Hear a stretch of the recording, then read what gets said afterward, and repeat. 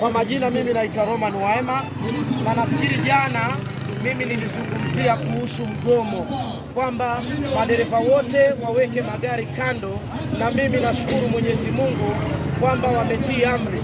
Hivi tunavyoongea mimi niko katikati ya barabara ya Mombasa Nairobi na hakuna gari ambayo inapita.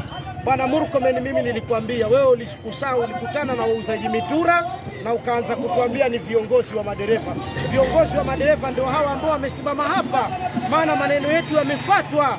Na nataka nikuhakikishie Mohamed, hakuna gari itatembea mpaka siku utakapotii kwamba uamini kwamba Wakenya wako na haki zao.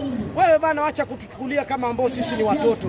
Unaenda kukaa na wazee alafu unatuambia ati umeondoa retest. Tulikwambia sisi shida yetu ni retest peke yake. Kwa hivyo bana, hata hiyo multi agency ambao unasema hutatuona Mohamed, kasi ndio hii mpaka kieleweke.